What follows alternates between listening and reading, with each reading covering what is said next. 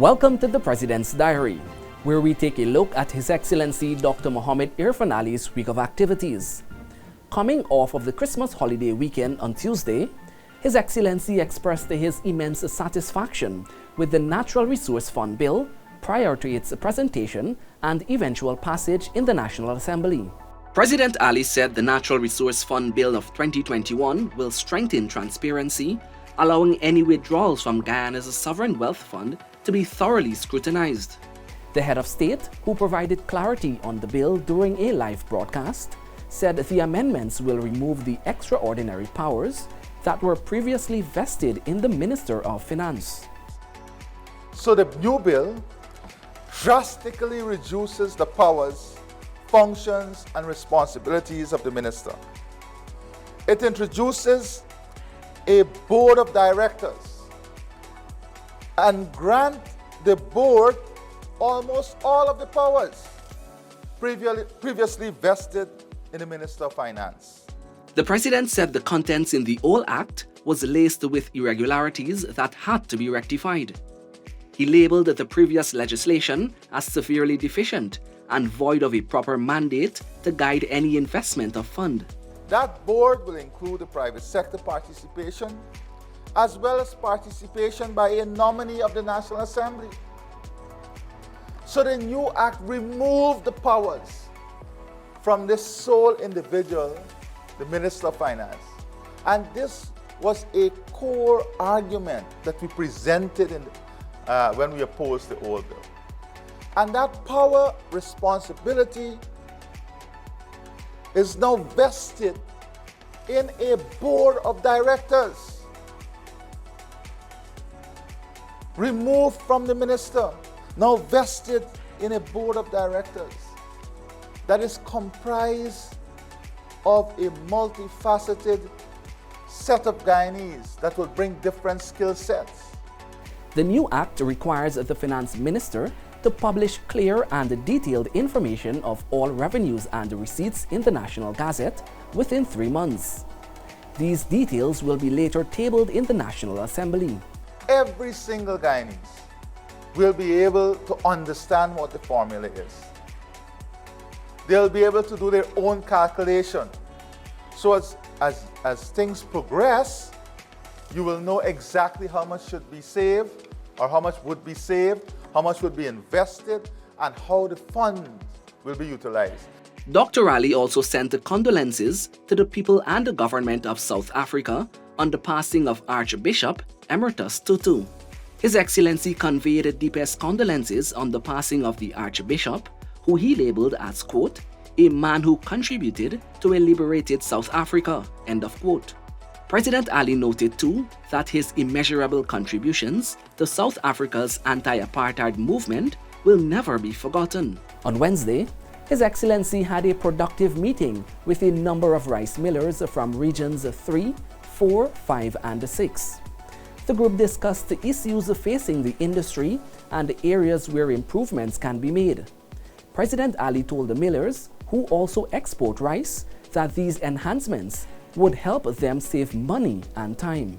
The millers dubbed the meeting very productive and said they were impressed that the head of state found quick solutions. In the afternoon, President Ali met directors of Tulsi Prasad Limited, Rajesh and Vinod Prasad, at State House. The brothers discussed their developmental plans with the head of state, including the expansion of the company's ready-mix operation.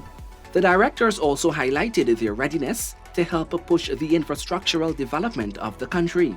Meanwhile, as government pushes its agriculture sector, His Excellency met with an overseas-based Guyanese family interested in expanding and boosting the capacity of their farm. Led by Ayana Irvin, the Magaral family of 7 discussed their agricultural plans with President Ali at State House. President Ali committed to having the Ministry of Agriculture work alongside the family in accomplishing their tasks. Meanwhile, on Friday, His Excellency assented to the historic local content bill, officially making it law. President Ali says the bill is alive and is the start of a dynamic journey.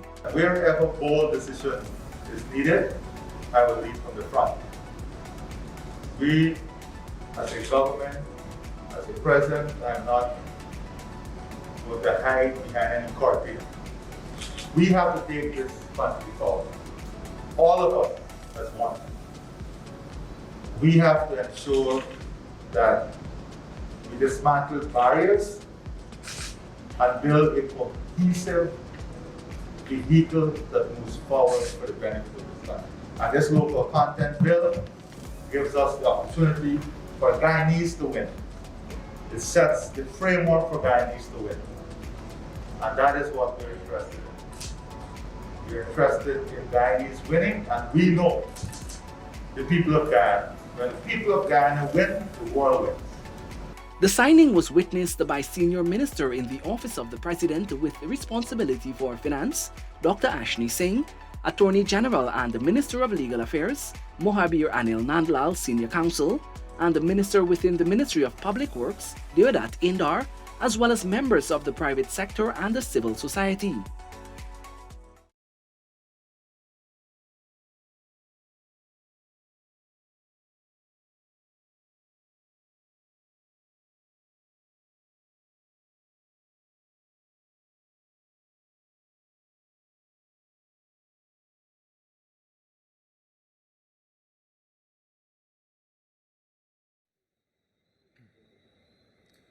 Fellow Guyanese of our one Guyana, I speak to you now to wish you all sincerely a Happy New Year.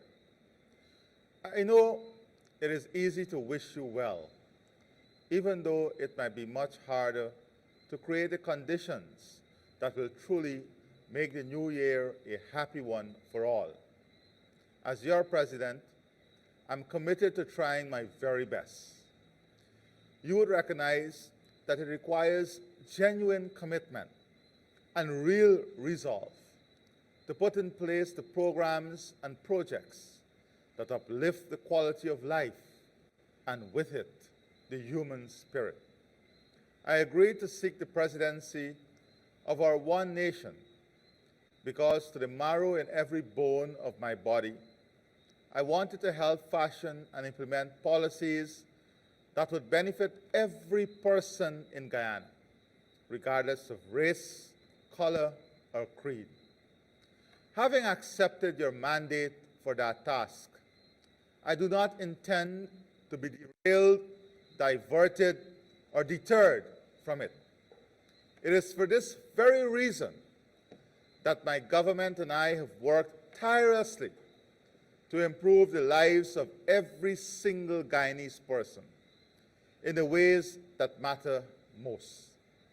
In this regard, during the short 16 months that we have been in office, we have confronted the pandemic frontally, vaccinating over 441,000 persons across our country with first dose vaccines, and 317,000 persons with a second dose. And we've also administered booster shots to over 11,000 persons. We have distributed over $7.5 billion worth of COVID-19 relief cash grants to households across all 10 regions, injecting critical liquidity in the economy and providing a cash lifeline to households, so many of which were thrown into distress as a result of the pandemic. Distributed over $7.3 billion in flood relief cash grants to farmers and households to help them recover from the May-June floods of 2021. We removed punitive taxes on such things as electricity, water, medical and educational supplies, basic food items, and household necessities. Restored the Because We Care cash grant to parents of school-age children and expanded it to include children attending private schools, amounting to over $3.6 billion, benefiting 192,000 children. Restored the one-month tax-free bonus to members of the disciplined services, while also granting one-off payments to workers in the health sector, and granting a 7% across-the-board increase to all central government employees. We made a one-off payment of $250,000 each to sugar workers who were severed, while we continue to work to reopen the sugar industry that was so callously closed by the previous government. We have increased old age pensions by over 21% to $25,000, and public assistance by 33% to $12,000 monthly. Distributed nearly 10,000 house lots to applicants.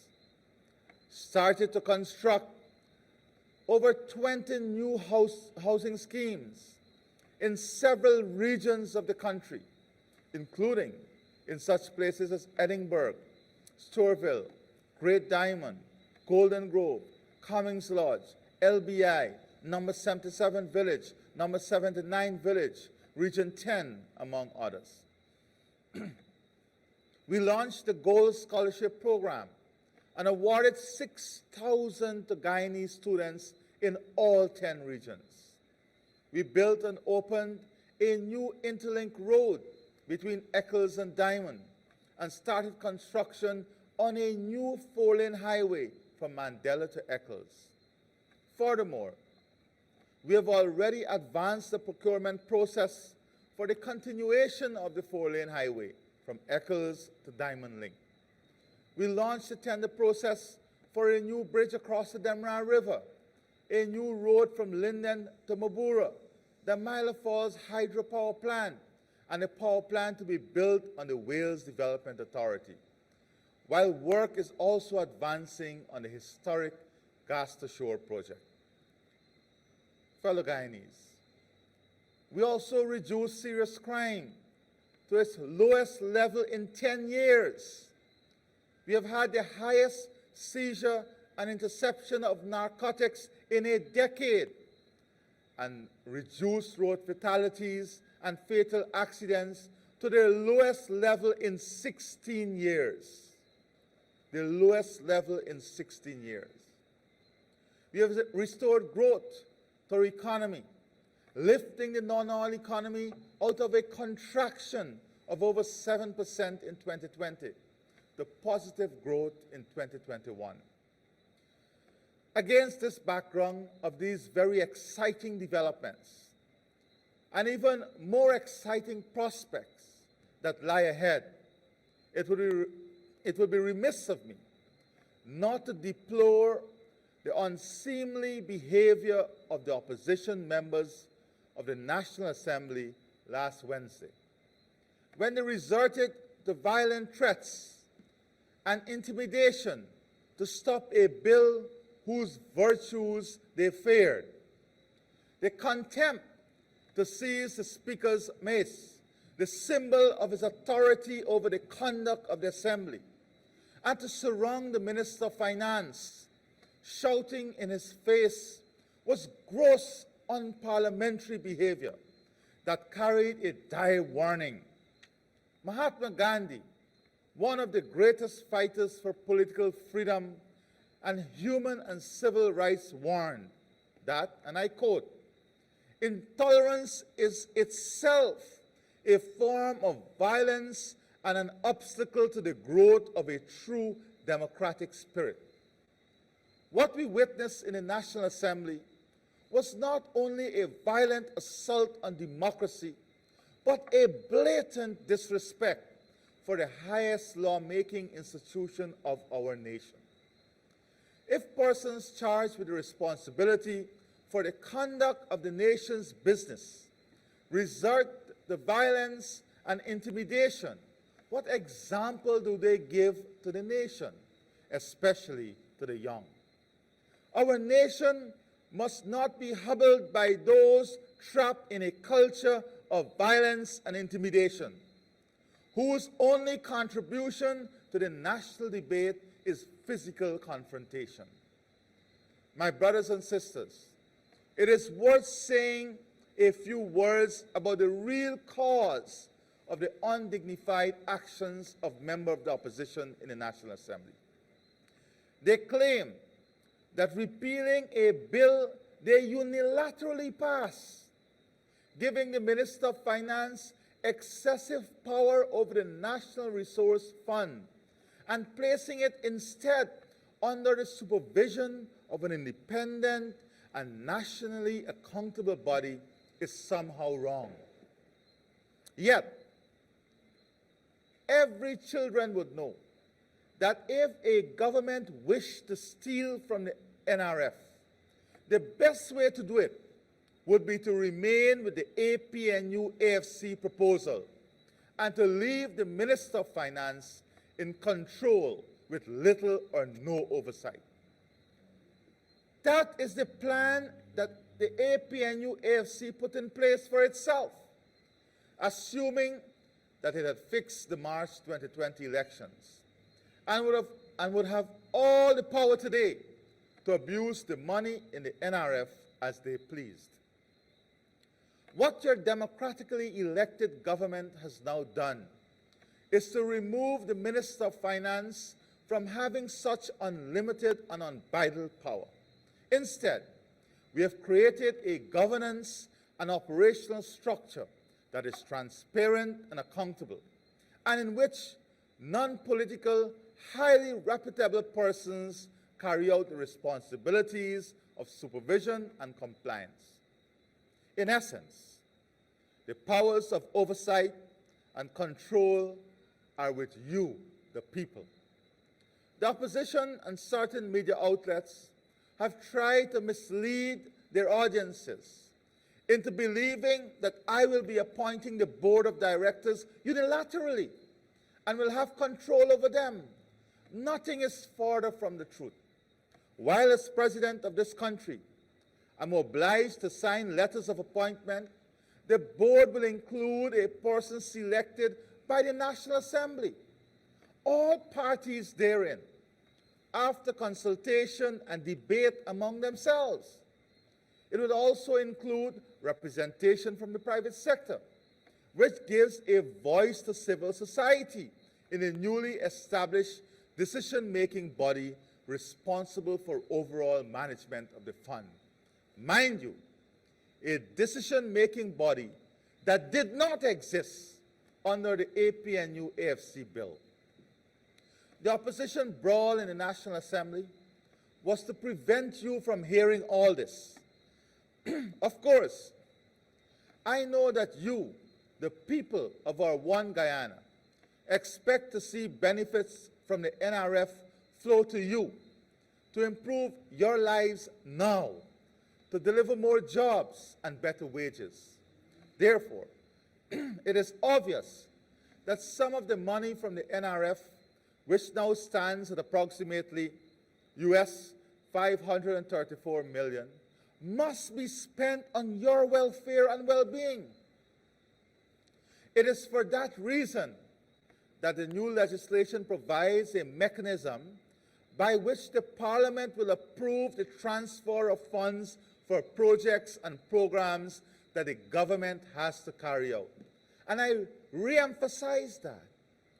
The Parliament will approve projects and programs that the government will carry out, approved by the Parliament.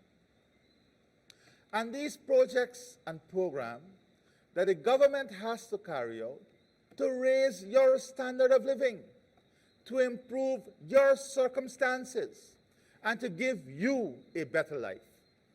And I add, has to account for every cent of the money. When transfers are made to that department, for what purpose and the results of the spending, all have to be made public. It has to be audited. The audit report has to be presented to the National Assembly. And of course, the PAC will have a chance to review the Auditor General report as it does now.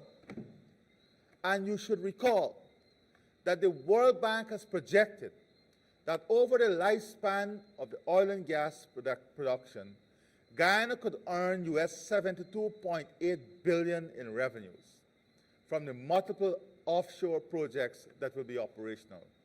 Surely, it is right that with full and adequate supervision by reputable persons nominated by Parliament and the private sector, a portion of those funds should be spent on improving the lives of the people of Guyana, all of them, and bettering the conditions in which they live. Sadly, but truly, that is what the opposition parties fear.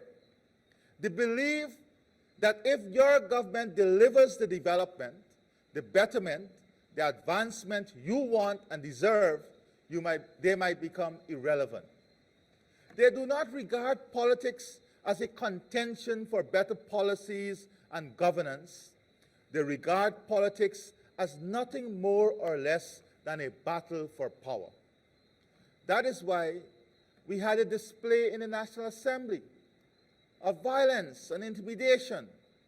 That is their default strategy, to whip up antagonism and hostility based on misrepresentation, misbehavior, and mischief. My brothers and sisters, that is their game. Your government will not play it. I repeat, your government will not play it. As the President of Guyana and of all Guyanese people, without exception, I will not be distracted from the goal of building a one Guyana, in which all our people enjoy equality of opportunity, and a pathway to prosperity. I've said it before, and I say it again now. I do not want a rich Guyana of poor people. Yes, Guyana must be rich so that never again should we be among the poorest in the world. Never again should our poor have to be nomads seeking survival in other parts of the world. Never again must we be subjected to insults and contempt. But our people must share in the benefits of the wealth that is now Guyana's, and sharing it without fear or favor. It is a right of their birth and a right that has been earned by them and their foreparents, who toiled, sweated, and sacrificed to make Guyana their beloved homeland. I know that underlying the strategy of intimidation by certain persons in the opposition, and let me be clear, not all of them, there is a desire to exploit the old boogie of race and racism. But I repeat what I've stated from the very first minute of my presidency. Racism and racial discrimination have no place in a one Guyana nation. As one people, we cannot advance our country and improve our lives until we do it together. For 187 years, we have lived together, worked together, studied together, and played together. In unity, we shared our Lance Gibbs and Joe Solomon. Collectively, we cheered for Rohan Kanai and Roy Fredericks. As one, we cheered for Clive Lloyd and Alvin Kali-Turan. In common, we cheered for Ramnere Sarwan and Carl Hooper. In our cheering and support, we cheered for our own, paying no attention to their race and every attention to the national pride they represented. That symbolized in the most telling and compelling way that we have one common bond and shared aspirations. We all want to move in the same direction towards a better future for ourselves, our children, and our grandchildren. I believe with all my heart and soul that this is what the people of our one Guyana want. And it is what your government and me personally are committed to delivering. I also say this. Whenever old, outdated, and outmoded expressions of racism and division raise their ugly heads, what renews my hope and strengthens my resolve is our young people, who, like me, have different, more productive attitudes, beliefs, and openness about our way forward. So as darkness sets out the old year and the brightness rises on the new, I announce that I propose two things, two urgent action. First, I want to create a new educational and work opportunity, new educational and work opportunities for young professionals in our country. I want them to gain experience and to become educated and trained to be owners and managers of all sectors of our society. While at the same time, we must rely on foreign know-how in the oil and gas sector. The ground must be ready now for young Guyanese to assume those positions, regardless of their race, color, or creed. The ministers of government have already been advised to implement policies throughout their ministries and departments, and in the award of scholarships and the building out of training institutions to this effect. The second thing that I announce now is my intention as president to hold meetings and engage with individually organized groups of young people, including the youth arms of all political parties, starting as soon as these can be arranged. I want to hear their views. I want to learn how they think we should shape the future of our one Guyana, how they think also we should shape the future of our one Guyana. I want to dialogue with them about the kind of country they wish to inherit and how they will advance it. My fellow countrymen, the next generation must be better than this one. If not, our country will regress, not progress. When I look at my little son in all his innocence, I want the best for him. One that is free of racism, discrimination, and violence. One that is firmly set on the path of harmonious relations and equity for all Guyanese. I know that every parent wants the same thing for their children.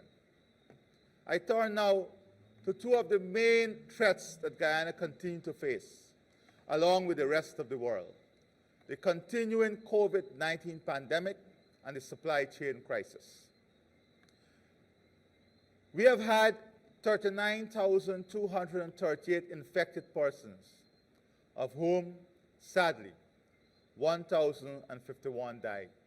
In other words, 2.6% of the infected persons died.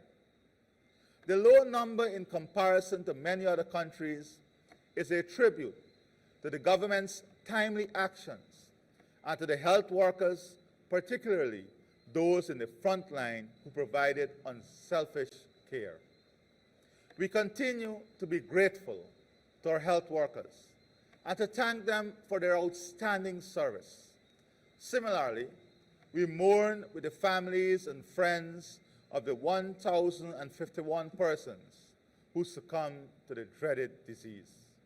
Every life is precious, and my government is doing all in its power to provide the equipment, including ventilators, vaccines, and medical facilities to curb infections. No effort will be spared until the pandemic is ended, here and everywhere else in the world. I use this opportunity to call on unvaccinated persons to overcome their fear of inoculation. The evidence from both within Guyana and across the globe, the global community, is that vaccines save lives and give protection against new variants, such as Omicron, which is far more transmissible than the original virus and its Delta variant. We all want a life free of fear and free of masks, a life in which we can mix freely, embrace our elderly, travel to see our families, and welcome our relatives and friends to our homes. But none of this will be possible with any level of comfort and safety until at least 70 to 80% of our eligible community, including our children, are inoculated. I urge everyone who is not vaccinated to reconsider their position in their own interests, their families' interests, and the interests of our homeland. This is another battle we can only win together. With regard to the global supply chain, the goods that we import for consumption and production, COVID-19 has disrupted the process, adversely impacting the world. It is disturbing our development plans. It is also causing an increase in the goods we import, hiking shipping costs from US $2,000 per container at the beginning of 2021 to US $20,000 by the end of this year, not only for Guyana, but for every country. There have also been massive delays in the transportation of delivery of cargo. All this has pushed up prices for goods and consumable items internationally, and Guyana is no exception. Tackling this issue requires new and creative measures, which my government has either started to put in place or in the process of implementing. I do not promise that we can solve all aspects of the problem alone. It is a global challenge, but I do pledge this: my government will lose no time in seeking ways to ease the strain on the people of Guyana. In collaboration with the private sector, we will roll out strategies early in the new year to alleviate the problem as best we can.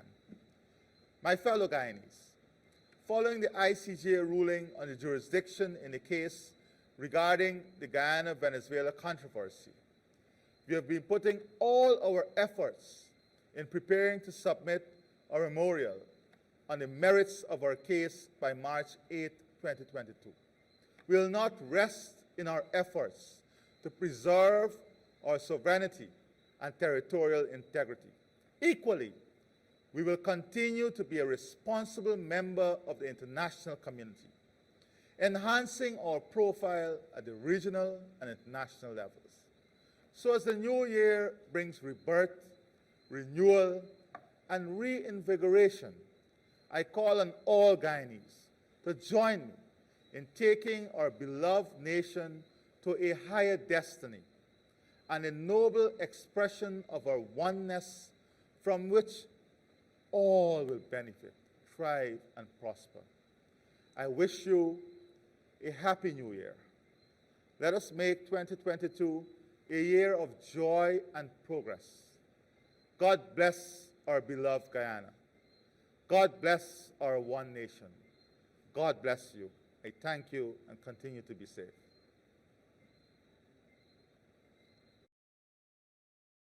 This has been the President's Diary, where we took a look at His Excellency Dr. Mohammed Irfaan Ali's week of activities.